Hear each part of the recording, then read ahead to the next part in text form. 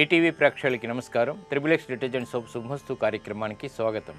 ఈనాడు శుభమస్తు కార్యక్రమంలోని గ్రహఫల మంచంలో గ్రహాల యొక్క స్థితిగతులు, వాటి యొక్క శుభాశుభ ఫలితాల గురించి పరిశీలిద్దాం. అలాగే ఈరోజు 12 రాసుల వారికి ఏ సంఖ్యలు కలిసి వస్తాయి, రంగుల యొక్క దిక్కుల యొక్క ప్రాధాన్యత, ఏ దేవతల్ని పూజించాలి, ఏ కార్యక్రమాలు ఏ రాశుల వారు చేపట్టాలి అనేటువంటి అంశాలతో పాటు ఈరోజు శనివారం, శని యొక్క పరిపాలన పూర్తిగా ఉంటుంది.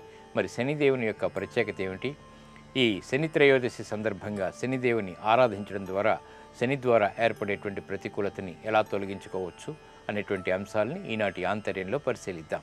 శ్రీ నందననామ సంవత్సరం మాఘమాసం, ఉత్తరాయణం, శిశిర ఋతువు. ఈరోజు శనివారం, త్రయోదశి తిథితో కూడినటువంటి ఈ శనివారం శని త్రయోదశిగా వ్యవహరిస్తాం. మహాశివరాత్రి ముందు వచ్చేటువంటి ఈ శని త్రయోదశి చాలా పవిత్రమైనది. ఇక ఈరోజు చేపట్టేటువంటి ఏకాదశ పూర్వక రుద్రాభిషేకం, శని పూజలు శని ద్వారా ఏర్పడేటువంటి ప్రతికూలతని దూరం చేస్తాయి, ప్రశాంతతని పెంచుతాయి. ఇక ఈరోజు శ్రవణ నక్షత్రం. ఈ శ్రవణ నక్షత్రంలో ఏ పాదంలో పుట్టినప్పటికీ కూడా ఈరోజు పుట్టేటువంటి వారికి దోషం లేదు, శుభప్రదమైనది. ఈ శ్రవణ నక్షత్రంలో పుట్టేటువంటి వారికి చంద్రమహాదశతోటి ప్రారంభమవుతుంది. ఇక ఈరోజు 12 రాసుల వారి యొక్క శుభాశుభ ఫలితాలని పరిశీలిద్దాం. ముందుగా మేషరాశి. ఈరోజు మేషరాశి వారిని పరిశీలించినట్టయితే ఆర్థికపరమైనటువంటి అంశాల్లో అభివృద్ధిని సాధించగలుగుతారు. గతంలో ఏర్పడినటువంటి పొరపాటుని సవరించుకోగలుగుతారు. ప్రతికూలతని క్రమక్రమంగా తొలగించుకునేటువంటి ప్రయత్నాలు బాగా కలిసి వస్తాయి. నూతన విధానాలతో కూడినటువంటి కార్యక్రమ నిర్వహణ వ్యాపారరీత్యా కూడా పొందగలుగుతారు. ఉద్యోగ సంబంధిత వ్యవహారాల్లో ప్రశాంతత ఏర్పడుతుంది.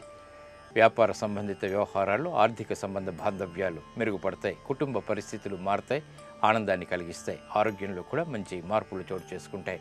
ఈరోజు మీ అదృష్ట సంఖ్య 6. తెలుపు వర్ణం ప్రశాంతతని పెంచుతుంది. తూర్పు దిక్కు ప్రయాణాలు శుభకరం. అనుకూల దైవం గణపతి.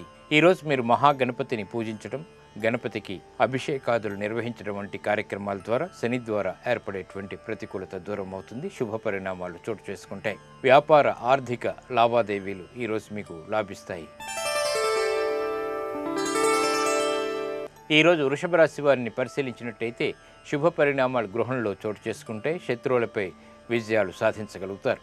పట్టుదలతో కూడినటువంటి కార్యక్రమ నిర్వహణ కొనసాగుతుంది. శ్రద్ధతో విద్యా సంబంధిత వ్యవహారాల్లో విజయాలు చేజిక్కించుకోగలుగుతారు. కుటుంబ పరిస్థితిలో మంచి మార్పులు చోటు చేసుకుంటాయి. అనుకూల వాతావరణం అన్ని రంగాల వారికి కూడా ఏర్పడుతుంది. ఈరోజు మీ అదృష్ట సంఖ్య 8. నీలపు వర్ణం మేలును కలిగిస్తుంది. పడమర దిక్కు ప్రయాణాలు శుభకరం. అనుకూల దైవం శ్రీ మహాలక్ష్మి. ఈరోజు మీరు మహాలక్ష్మి అమ్మవారిని దర్శించడం, అమ్మవారికి కుంకుమార్చన నిర్వహించడం వంటి కార్యక్రమాలు ఆర్థికపరమైనటువంటి అభివృద్ధికి దోహదపడతాయి. మానసిక ప్రశాంతతని పెంచుతాయి. ఆధ్యాత్మిక కార్యక్రమాలు, ఆర్థిక వ్యవహారాలు ఈరోజు మీకు అనుకూలిస్తాయి. ఈరోజు మిథున రాశి వారిని పరిశీలించినట్టయితే పిల్లల విషయంలో జాగ్రత్తలు వహించాలి. చేపట్టేటువంటి కార్యక్రమాలపై అసహనం పెరుగుతుంది. ఆర్థికపరమైనటువంటి చిక్కులు ప్రబలమయ్యేటువంటి సంఘటనలు లేకపోలేదు. వ్యాపారరీత్యా, ఉద్యోగరీత్యా త్వరితగతి నిర్ణయాలు తీసుకోలేకపోతారు. కీలక బాధ్యతల విషయంలో కూడా జాగ్రత్తతో కూడినటువంటి నిర్ణయాలు తప్పనిసరి. ఆర్థిక క్రమశిక్షణ లోపిస్తుంది. ఆరోగ్య క్రమశిక్షణ కూడా. ఈరోజు మీ అదృష్ట సంఖ్య 1. తెలుపు వర్ణం ప్రశాంతతకు దోహదపడుతుంది. తూర్పు దిక్కు ప్రయాణాలు శుభకరం. అనుకూల దైవం మహాకాళి. ఈరోజు మీరు మహాకాళి అమ్మవారిని దర్శించడం, అమ్మవారికి కుంకుమార్చన నిర్వహించడం వంటి కార్యక్రమాలు గ్రహ ప్రతికూలతని దూరం చేస్తుంది, చిరాకుల్ని దూరం చేస్తుంది, ప్రశాంతతని పెంచుతుంది. విదేశీ సంబంధిత ప్రయాణాలు మాత్రం ఈరోజు మీకు లాభిస్తాయి. ఆశించినటువంటి ప్రయోజనాల్ని దగ్గర చేస్తాయి. ఈరోజు కర్కాటక రాశి వారిని పరిశీలించినట్టయితే మానసిక ఆందోళన కలిగించేటువంటి సంఘటనలు చోటు చేసుకుంటాయి. కాబట్టి జాగ్రత్తలు వహించాలి. చేపట్టేటువంటి కార్యక్రమాలపై అసహనం పెరుగుతుంది. ఆర్థికపరమైనటువంటి వ్యవహారాలు అనుకూలించినప్పటికీ ప్రశాంతత కరువవుతుంది. కుటుంబ సభ్యుల మధ్య సఖ్యత లోపిస్తుంది. అనుకూల వాతావరణం ఉద్యోగరీత్యా పొందలేకపోతారు. విద్యా సంబంధిత వ్యవహారాల్లో కూడా ఆశించినటువంటి ప్రయోజనాల్ని పొందలేకపోతారు. ఆరోగ్య విషయంలో జాగ్రత్తలు పాటించాలి. ఈరోజు మీ అదృష్ట సంఖ్య 4. నలుపు వర్ణం మేలును కలిగిస్తుంది. తూర్పు దిక్కు ప్రయాణాలు శుభకరం. అనుకూల దైవం ఆంజనేయ స్వామి. ఈరోజు మీరు ఆంజనేయ స్వామిని దర్శించడం, స్వామికి తమలపాకులతో పూజలు నిర్వహించడం వంటి కార్యక్రమాల ద్వారా మనోధైర్యం పెరుగుతుంది. ఒత్తిడిని తట్టుకునేటువంటి శక్తిని పొందగలుగుతారు. రుణ ప్రయత్నాలు ఈరోజు మీకు అనుకూలిస్తాయి. ఈరోజు సింహరాశి వారిని పరిశీలించినట్టయితే ప్రయాణాల ద్వారా ప్రయోజనాలు పొందగలుగుతారు. మానసిక ధైర్యం పెరుగుతుంది. దూకుడుతో కూడినటువంటి నిర్ణయాల ద్వారా వ్యాపార రంగం వారికి అనుకూలత పెరుగుతుంది. ఆర్థికపరమైనటువంటి ప్రయోజనాలు వేగవంతంగా పొందగలుగుతారు. కుటుంబ వ్యవహారాల్లో కూడా ప్రాధాన్యత సంతరించుకునేటువంటి అవకాశాలు దగ్గరవుతాయి. సోదర ప్రేమ పెరుగుతుంది. కుటుంబ సఖ్యత పెరుగుతుంది. ఈరోజు మీ అదృష్ట సంఖ్య 1. నలుపు వర్ణం మేలుని కలిగిస్తుంది. ప్రశాంతతకు దోహదపడుతుంది. పడమర దిక్కు ప్రయాణాలు శుభకరం. అనుకూల దైవం లక్ష్మీ నరసింహస్వామి. ఈరోజు మీరు లక్ష్మీ నరసింహస్వామిని దర్శించడం, స్వామికి అభిషేకాదులు నిర్వహించడం వంటి కార్యక్రమాలు అష్టమ కుజుడు ద్వారా ఏర్పడేటువంటి ప్రతికూలతని దూరం చేస్తుంది. శుభ పరిణామాలకి ఆహ్వానిస్తుంది. ఇక నూతన స్నేహాలు ఈరోజు మీకు లాభిస్తాయి. ప్రయోజనాల్ని కలిగిస్తాయి.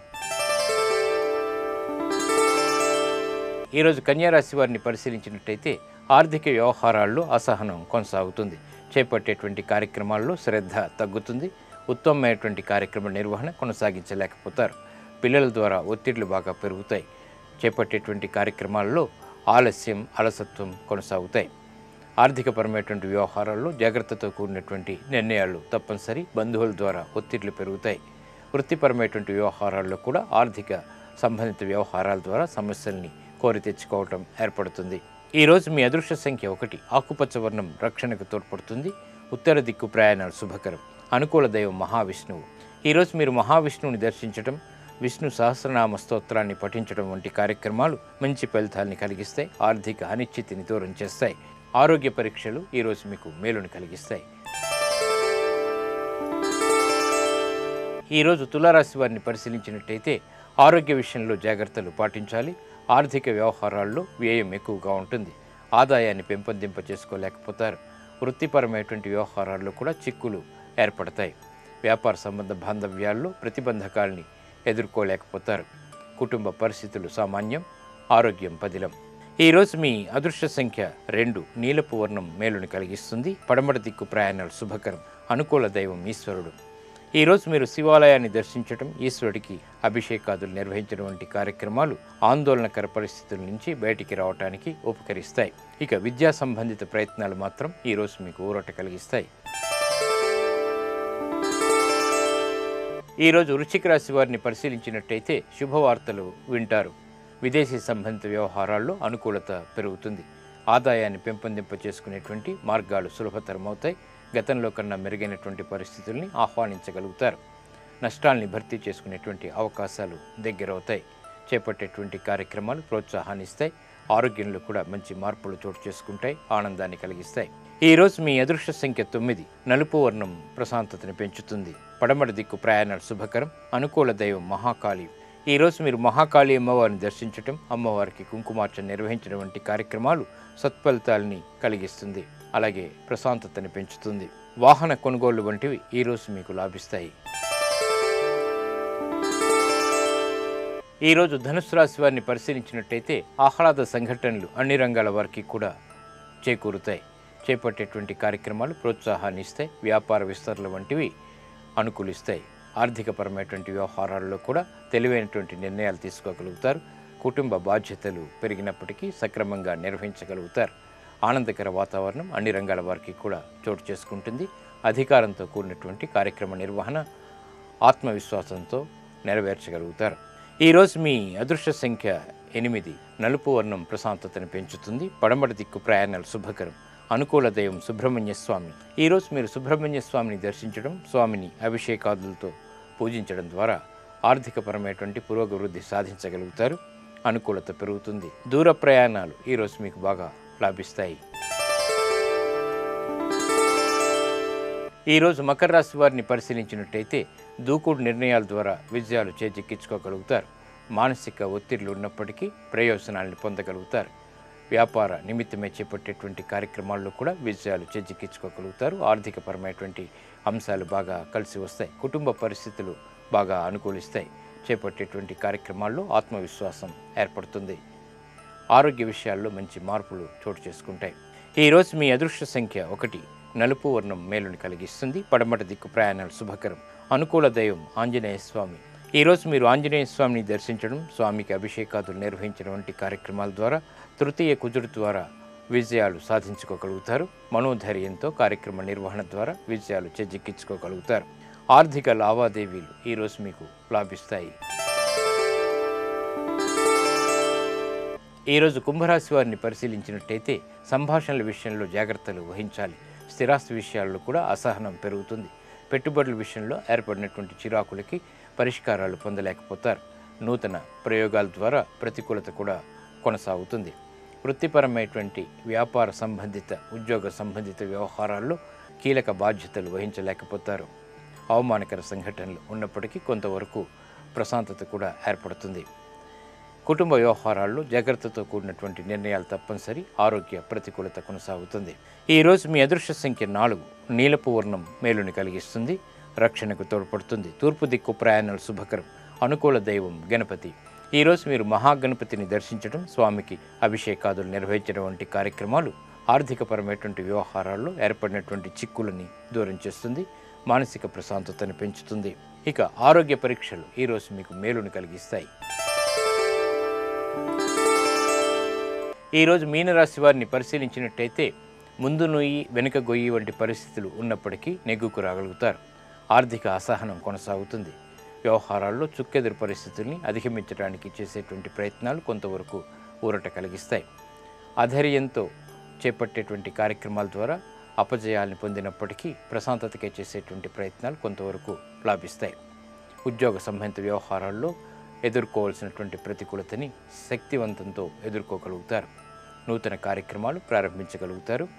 ప్రయాణాల విషయంలో జాగ్రత్తలు పాటించాలి. ఈరోజు మీ అదృష్ట సంఖ్య 5. ఆకుపచ్చ వర్ణం రక్షణకి తోడ్పడుతుంది, ప్రతికూలతని దూరం చేస్తుంది.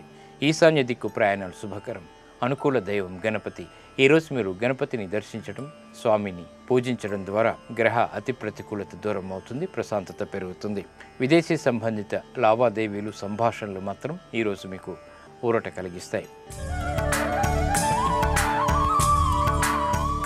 నేటి నక్షత్ర యోగాన్ని పరిశీలిద్దాం. నేటి నక్షత్రం శ్రవణం నక్షత్రం.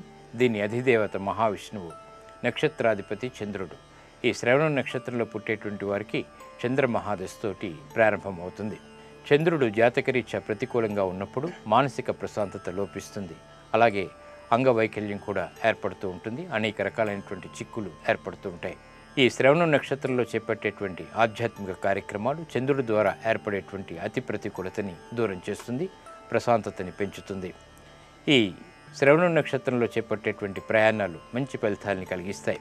వివాహ విషయాన్ని పరిశీలించినట్టయితే వధూవరులిద్దరిది కూడా శ్రవణం నక్షత్రం అయినప్పుడు అది వివాహానికి యోగ్యత కలిగిస్తుంది. చేపట్టేటువంటి కార్యక్రమాల్లో ఆందోళన ఉన్నప్పుడు, మానసిక ప్రశాంతత లేనప్పుడు ముత్యం రత్నాన్ని ఈ శ్రవణ నక్షత్రంలో ధరించినట్టయితే చంద్రప్రీతి కలుగుతుంది. తద్వారా మానసిక ప్రశాంతత పెరుగుతుంది. కార్యాల్లో విజయాలు సాధించగలుగుతారు.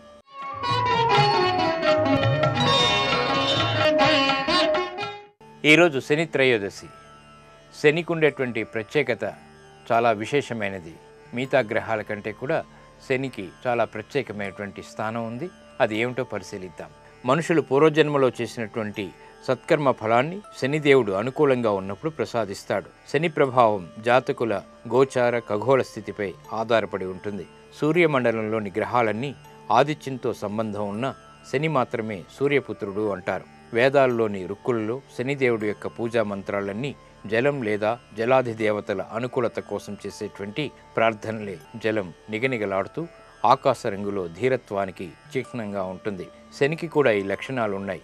ధీరంగా గంభీరంగా శనిదేవుడు నీల వస్త్రాన్ని ధరించి ఉంటాడు.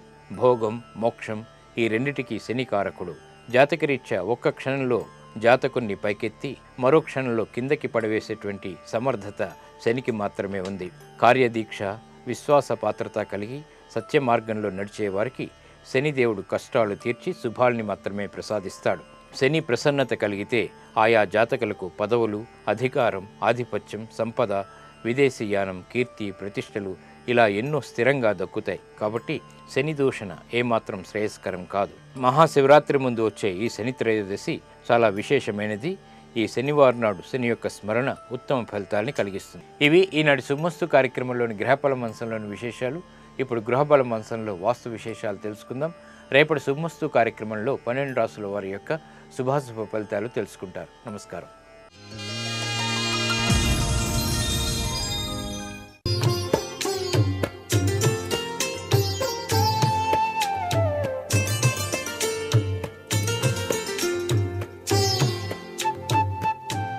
త్రిబుల్ డిటర్జెంట్ సోప్ శుభమస్తు కార్యక్రమంలో గృహబలం అంశానికి స్వాగతం. రేపు మహాశివరాత్రి పర్వదిన సందర్భంగా అందరికీ కూడా శివానుగ్రహం, గృహయోగాలు కూడా పరమేశ్వర అనుగ్రహంతో కలగాలని చెప్పేసి ఆ సర్వేశ్వరుని ప్రార్థన చేస్తూ, ఆది అంతము లేని పరమాత్మ తన స్వరూపాన్ని తానే సృష్టించుకొని లోక కళ్యాణం కోసం ఉద్భవించినటువంటి మహాపర్వదినమైనటువంటి ఈ మహాశివరాత్రి పర్వదినాన ప్రతివారు కూడా తమ గృహాలలో ఆచరించవలసినటువంటి వాస్తు సూత్ర నియమావళి సర్వత్రా కూడా ఈశ్వరానుగ్రహానికి తప్పనిసరిగా యోగవంతమైనటువంటి తత్వాన్ని ప్రసాదిస్తుంది అని చెప్పడంలో ఏమాత్రం సందేహం లేదు. ప్రతినిత్యం కూడాను గృహంలో జీవితాన్ని గడిపేటువంటి ప్రతివారు శివరాత్రి మహాపర్వదినాన తప్పనిసరిగా సూర్యోదయాత్ పూర్వమే శివనామం చేస్తూ నిద్ర నుంచి మేల్కొనండి. చక్కగా మీ ఇంటిలోనే స్నానాన్ని ఆచరించేటప్పుడు గంగా, యమున, సరస్వతి నదుల పేర్లను ఉచ్చారణ చేస్తూ చక్కగా పవిత్ర స్నానాన్ని ఆచరించండి. మీరు చేసే నీటిలో కించిత్తు విభూది అలా వేసి మీరు గనక ఈ యొక్క శివరాత్రి పర్వదినాన స్నానం గనక ఆచరించినట్లయితే కర్మ విధ్వంసన అవుతుంది. జన్మాంతరాల నుంచి వచ్చిన పాపాలన్నీ పటాపంచలైపోవటానికి ఆస్కారం ఎంతగానో ఉన్నది సుమా. అలాగే మీ ఇంటిలో ఉండేటువంటి శివలింగానికి తప్పనిసరిగా ఒక చెంబెడు నీళ్లు పోసి శివనామం చేయండి.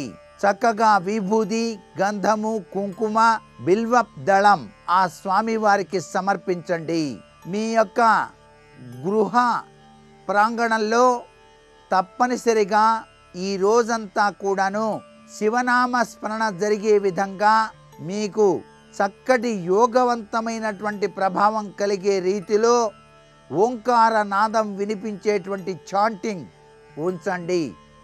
అలాగే మీ యొక్క ఇంటి ద్వారబంధానికి మారేడు దళాలతో కూడినటువంటి తోరణ ద్వారంలో చక్కగా మారేడు కాయ గనక లభ్యపడితే మధ్యలో ఉండేటట్టుగా మీరు చక్కగా అమర్చండి.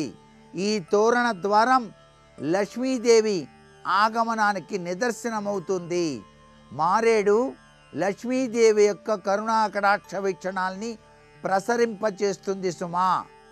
మీ ఇంటిలో మారేడు కాయ గనక ఉన్నట్లయితే ఎండిన ఆ కాయలో విభూది ఉంచి ఆ విభూదిని మీరు చక్కగా నుదుట, శరీరం పైన, ఈ యొక్క చేతులపైన కూడా శివనామ స్మరణ చేస్తూ మీరు ధారణ చేయండి. సర్వేశ్వరుని యొక్క కృపారస దృష్టికి మీరు పాత్రలవుతారు. మీరు దేవాలయాన్ని సందర్శించినప్పుడు ఆ దేవాలయంలో నమక చమక పారాయణాదులతో చేసినటువంటి అభిషేకార్చన అమృత తీర్థాన్ని మీ ఇంటికి తీసుకొని వచ్చి ఇంటి ద్వారబంధం పై భాగాన కింద పడకుండా చల్లండి. మీ గోడల పై భాగాన కూడా చల్లినట్లయితే సర్వేశ్వరుని కృపారస దృష్టి మీ గృహంలో విరాజిల్లుతుంది అని చెప్పడంలో ఏమాత్రం సందేహం లేదు. మీ ఇంటిలోని దేవతా మందిరానికి ఈశాన్య భాగంలో ఒక రాగి చెంబులో నీళ్లు పోసి ఆ నీటిలో పసుపు, కుంకుమ వేసి మారేడు దళాన్ని ఉంచి ఒక ఎర్రటి పుష్పాన్ని ఉంచండి. ఈ విధంగా చేసినట్లయితే మీరు ఈశాన్యాధిపతి అయినటువంటి ఆ పరమేశ్వరునికి అభిషేకార్చన చేసిన సత్ఫలితాన్ని పొంది తీరుతారు. ఈ పవిత్ర శివరాత్రి దినాన ఉపవాసం ఉన్నప్పటికీ ఆత్మారాముణ్ణి బాధ పెట్టకుండా మధ్య మధ్య ఆహారముగా పండ్లు తీసుకొనవచ్చు. ఉపవాసము అంటే పరమేశ్వరునికి దగ్గరగా ఉండటానికి ఆచరించేటువంటి ప్రక్రియగా గుర్తెరగాలి. అలాగే ఉపవాస అనంతరం మరుసటి రోజు సత్బ్రాహ్మణునికి తప్పనిసరిగా మృష్టాన్న భోజనం పెట్టండి. మీ గృహంలో.